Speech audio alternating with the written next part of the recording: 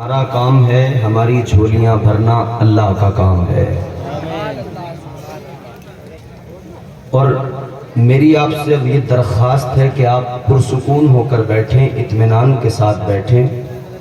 انشاءاللہ تھوڑی دیر گفتگو کروں گا، کوشش رہے گی کہ کم وقت میں بہتر پیغام آپ کی خدمت میں پہنچا سکوں۔ آپ بس سنجیدہ ہو کر بیٹھیے، اطمینان کے ساتھ بیٹھیے، سنیے، انشاءاللہ لطف اندوز ہوں گے، برکتیں حاصل ہوں گی۔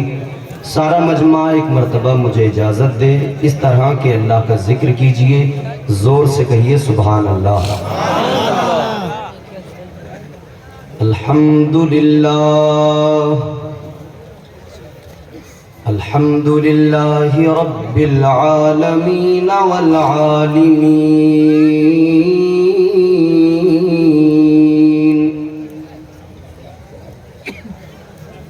وَلَهُ الْكِبْرِيَاءُ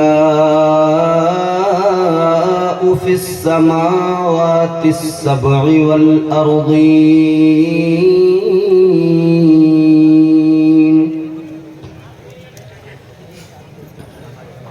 لَا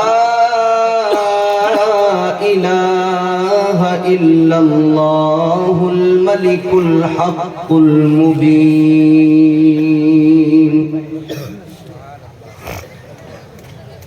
والصلاة والسلام على سيد الأنبياء والمرسلين،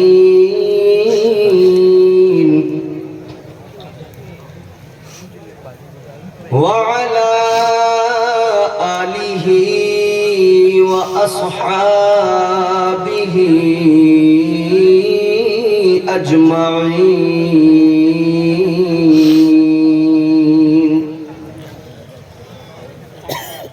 أما بعد فأعوذ بالله من الشيطان الرجيم، بسم الله الرحمن الرحيم،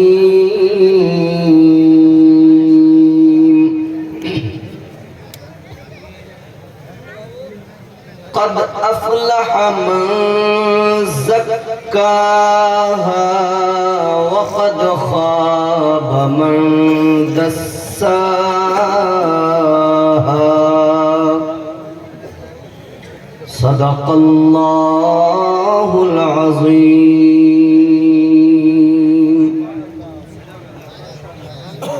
غوث اعظم بمن بے سر و ساما مدد، قبلہ دین مدد، کعبہ ایمان مدد، بگرداب بلا افتاد کشتی، مدد کن یا معین الدین چشتی، قادریم نعرہ یا غوث اعظم می ظلم، دمز شیخ احمد رضا خان قطب عالم می ظلم،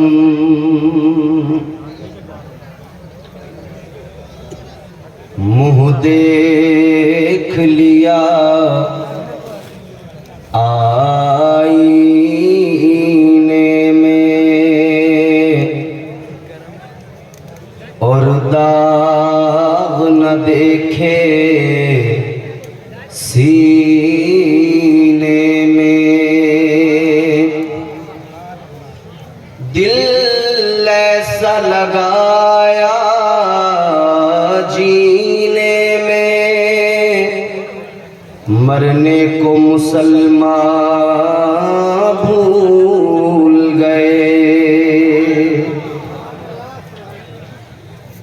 دولت کے لیے ناشاد ہوئے، غفلت کے سبب برباد ہوئے، لوگوں کو جگانا یاد رہا،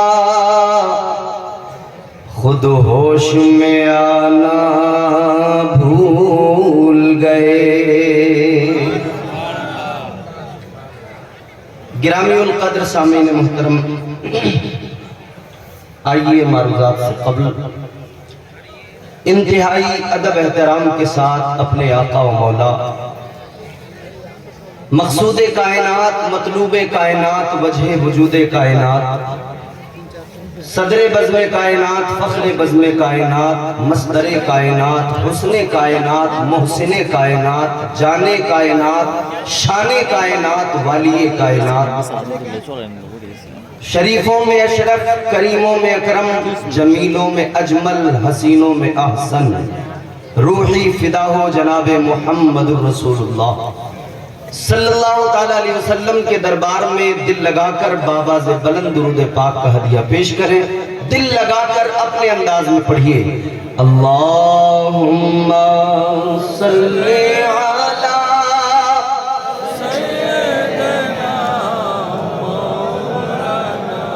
محمد وعلی آلِ مولانا محمد صلی اللہ علیہ وسلم. گرامی وقار، آپ دیکھ رہے ہیں منبر شریف پر علماء اکرام کی جلوہ گری ہے، بالخصوص سادات اکرام کی جلوہ گری ہے. اللہ تعالی ہمارے سروں پر تادیر ہمارے ان سادات کا سایہ قائم و دائم فرمائے. خوش نصیب ہیں آپ لوگ کہ آج کی اس تقریب میں آپ شریک ہوئے، شامل ہوئے. اللہ والوں کا فیض بھی حاصل ہو رہا ہے، اللہ والوں کا ذکر بھی سن رہے ہیں، اور شہزادگان کی زیارت بھی کر رہے ہیں، سادات کی زیارت بھی کر رہے ہیں.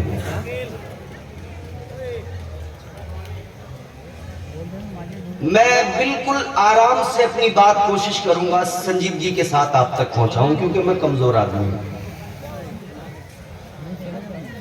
بس اتنا سمجھ لیجئے، اگر آپ تھوڑی بھی توجہ سے سنیں گے تو انشاءاللہ تعالی میں بھی اپنی پوری کوشش کروں گا کہ سلیس زبان میں اپنا پیغام آپ تک پہنچا سکوں. ہم اللہ کے بندے ہیں. کس کے؟ اتنا بڑا مجمع ہے، آہستہ آہستہ ہی بولیں گے، بہت زیادہ آواز نکلے گی. کس کے بندے ہیں؟ ہاں ایسے ہی بولیے گا. ہم اللہ کے بندے ہیں. اللہ کے ہم پر بے شمار احسانات ہیں، بے شمار عنایتیں، بے شمار اللہ کے فضل. مگر جانتے ہو اللہ کا سب سے بڑا فضل ہم پر کیا ہے؟ پروردگار کا سب سے بڑا فضل یہ ہے کہ اس نے ہم گنہگاروں کو اپنے پیارے محبوب کا امتی بنا دیا ہے. وہ ہمارے نبی، ان کے ہم امتی، امتی تیری قسمت پہ لاکھوں سلام. بہت شاندار خطاب آپ نے سماعت کیا سید صاحب قبلہ سے، اور سید صاحب نے جو آخر کی گفتگو میں نے یہاں بیٹھ کر سنی ہے، ویسے تو میں وہاں تھا تب بھی سن رہا تھا، لائیو چل رہا ہے، لیکن بالخصوص جو ان کی آخر کی یہاں گفتگو تھی، اور ہمارے بھائی نقیب اہل سنت حضرت کفیل انور صاحب کی جو تمہید اور ان کے اشعار تھے، اسی ضمن میں 4 مصرے پڑھ کر اپنی گفتگو کو تیزی سے آگے بڑھا رہا ہوں. اگر اچھے لگے، سچے لگے تو آپ ضرور بولیے گا. سید صاحب کی گفتگو اپنے ذہن میں رکھیے گا، اور پھر یہ 4 مصرے سنیے، محبت سے کہیے سبحان اللہ. آپریٹر صاحب سے درخواست ہے ذرا سی ایکو اگر دے دیں تو بڑی مہربانی، اور زور سے کہہ دیں سبحان اللہ. اجلے کپڑوں میں سکندر ہو ضروری تو نہیں. وہ جملے آپ یاد رکھنا سید صاحب سے ولایت کے تعلق سے. اجلے کپڑوں میں سکندر ہو ضروری تو نہیں، میلے کپڑوں میں قلندر بھی تو ہو سکتا ہے. اجلے کپڑوں میں سکندر ہو ضروری تو نہیں، میلے کپڑوں میں قلندر بھی تو ہو سکتا ہے. جس دیوانے کو حقارت سے پکارا تو نے، اس کے کاسے میں سمندر بھی تو ہو سکتا ہے.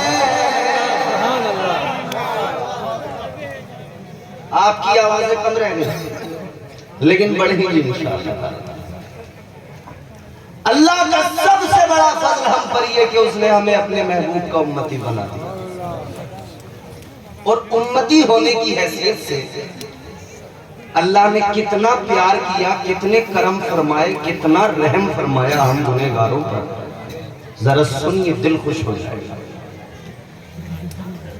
پروردگار عالم خالق کائنات رب لم یزل و لا یزال نے جب قلم کو پیدا فرمایا تو اللہ تعالیٰ نے قلم سے فرمایا قلم لکھ۔ قلم عرض کرنے لگا یا اللہ کیا لکھوں؟ اللہ تعالیٰ نے فرمایا قلم لکھ دے، جناب حضرت آدم کی امت کا قانون لکھ دے۔ قلم عرض کرنے لگا یا اللہ قانون کیا ہے؟ اللہ تعالیٰ نے فرمایا قلم لکھ دے، جتنے نیک ہوں گے، جتنے عبادت گزار ہوں گے، جتنے پرہیزگار ہوں گے، تقوی شیار ہوں گے، سب جنت میں جائیں گے، جتنے گنہگار ہوں گے وہ دوزخ میں جائیں گے۔ قلم نے قانون لکھ دیا۔ اللہ تعالیٰ نے فرمایا قلم جناب شیز پیغمبر کی امت کا قانون لکھ دے۔ قلم نے عرض کیا مولا قانون کیا ہے؟ اللہ نے فرمایا وہی پرانا قانون ہے، جتنے نیک ہوں گے جنت میں جائیں گے، جتنے گنہگار ہوں گے دوزخ میں جائیں گے۔ قلم نے قانون لکھ دیا۔ اللہ اکبر، غور فرمائیے، اللہ تعالیٰ نے فرمایا قلم جناب نوح پیغمبر کی امت کا قانون لکھ دے۔ قلم نے عرض کیا مولا قانون کیا ہے؟ اللہ نے فرمایا وہی پرانا قانون ہے، جتنے نیک پرہیزگار ہوں گے سب جنت میں جائیں گے، جتنے گنہگار ہوں گے دوزخ میں جائیں گے۔ قلم نے قانون لکھ دیا، امتوں کے قوانین لکھے جاتے رہے، اللہ تعالیٰ حکم دیتا رہا۔ قلم نے ہر بار سوال کیا یا اللہ قانون کیا ہے؟ پروردگار قانون کیا ہے؟ اللہ تعالیٰ نے فرمایا قانون وہی پرانا ہے، قانون میں کوئی تبدیلی نہیں ہے، قانون میں کوئی بدلاؤ نہیں ہے۔ عرص بخاری میں آنے والوں اب جو جملے آنے والے ہیں ذرا توجہ کے ساتھ سنیے، دل کے کانوں کے ساتھ سنیے، انشاءاللہ دل تڑپ جائے گا، اپنی قسمتوں پہ ناز کرو گے۔ قلم نے عرض کیا مولا قانون کیا؟ اللہ نے ہر بار وہی قانون بتایا۔ تاجدار مدینہ کے غلاموں قانون میں کوئی بدلاؤ نہیں آیا، تمام نبیوں کی امتوں کے قوانین لکھے گئے، تمام رسولوں کی امتوں کے قوانین لکھے گئے، قانون میں ترمیم نہیں آئی، قانون بدلا نہیں گیا۔ لیکن جب ہم گنہگاروں کی باری آئی، جب امام الانبیاء کی امت کی باری آئی، جب تاجدار مدینہ کی امت کی باری آئی، اللہ نے فرمایا قلم قانون لکھ دے۔ عرض کرنے لگا یا اللہ قانون تو وہی پرانا ہے، وہی لکھ دیتا ہوں۔ اللہ نے فرمایا نہیں قلم اب تک قانون وہی تھا، اب تک قانون بدلا نہیں گیا، اب تک قانون میں تبدیلی نہیں آئی، لیکن اب یار کی امت کی باری آ گئی ہے، اب امام الانبیاء کی امت کی باری آ گئی ہے۔ اللہ تعالیٰ نے فرمایا اے قلم اب قانون میں ترمیم ہوگی، لکھ دے جتنے گنہگار ہوں گے ان کو، جتنے نیک ہوں گے پرہیزگار ہوں گے ان کو خدا جنت میں داخل کرے گا، اور جتنے گنہگار ہوں گے وہ میرے حبیب کا دامن پکڑ کے جنت میں جائیں گے۔ نعرے تکبیر، اللہ اکبر، نعرے رسالت، عشق محبت، عشق محبت، اعلیٰ حضرت، اعلیٰ حضرت، پیار محبت، پیار محبت، اعلیٰ حضرت، اعلیٰ حضرت، بستی بستی کریا کریا، کاجو سڑیا، کاجو سڑیا، نعرے رسالت، نعرے حیدری۔ بات سمجھ میں آئی؟ ہم حضور کے امت ہیں، وہ ہمارے نبی ان کے ہم امتی، امتی تیری قسمت پہ لاکھوں سلام۔ ہم इमाम उल-अंबिया के उम्मती हैं। हमारी शान अल्लाह ने कुरान में बयान की, फरमाया कुंतुम खैरा उम्मतिन उखरिजत लिन्नास। अल्लाह का कुरान कहता है हबीब के गुलामों तुम बेहतरीन उम्मत हो। ताजदार मदीना के गुलामों तवज्जो करो, अल्लाह ताला ने फरमाया तुम बेहतरीन उम्मत हो। ऐ लोगों इतना तो समझ में आता है, बेहतरीन लोग ही कामयाब हुआ करते हैं, बेहतरीन लोग ही मंजिले मकसूद को पहुंचते हैं। अजीजाने गिरामी वकार, अब आइए जरा तवज्जो कीजिए, असल उन्वान आप तक पहुंचा रहा हूँ। अल्लाह ने बेहतरीन बनाया, बेहतरीन लोग कामयाब हुआ करते हैं। लेकिन ए नबी की बेहतरीन उम्मत, जरा अपने गिरेबान में झांक कर देख ले। तू अल्लाह वालों से मोहब्बत तो करता है, तू आका से मोहब्बत तो करता है, तू बेहतरीन उम्मत का फर्द तो है, मगर इतना भी जान ले आज तेरी हालत क्या हो गई है। अल्लाह अल्लाह तूने समझ लिया, अच्छा मकान बना लिया, मैं कामयाब हो गया। तूने समझ लिया मैंने जमीन खरीद ली, मैं कामयाब हो गया। तूने समझ लिया मैंने प्लॉट खरीद लिया, मैं कामयाब हो गया। तूने समझ लिया बिजनेस अच्छा हो गया, कारोबार अच्छा हो गया, मैं कामयाब हो गया। सक्सेस की बातें करने वाले, कारोबार की बातें करने वाले, जमींदारियों की बातें करने वाले, कामयाबी की बातें करने वाले, पहले ये तो जान ले असल कामयाबी क्या होती है। तूने दुनिया की कामयाबी को कामयाबी समझा, तूने जमीन खरीदने को फकत कामयाबी समझा, तूने तिजारत करने को फकत कामयाबी समझा, तूने फकत प्लॉट खरीदने को कामयाबी समझा। ऐ मेरे अजीजों गौर से सुनो, असल कामयाबी ये नहीं होती कि बस अच्छा मकान बना लिया जाए, असल कामयाबी ये नहीं होती कि कारोबार बेहतर कर लिया जाए। ना मेरे प्यारो सुनो, अल्लाह का कुरान बताता है कामयाबी किसे कहते हैं, कौन कामयाब होता है, किस शख्स को कामयाबी के जुमरे में कुरान ने खड़ा किया है। जरा समझने की कोशिश करो। अल्लाह ताला ने फरमाया कद अफलह मन ज़क्का, अल्लाह ताला ने फरमाया वो कामयाब हो गया जिसने अपने नफ्स को पाक कर लिया।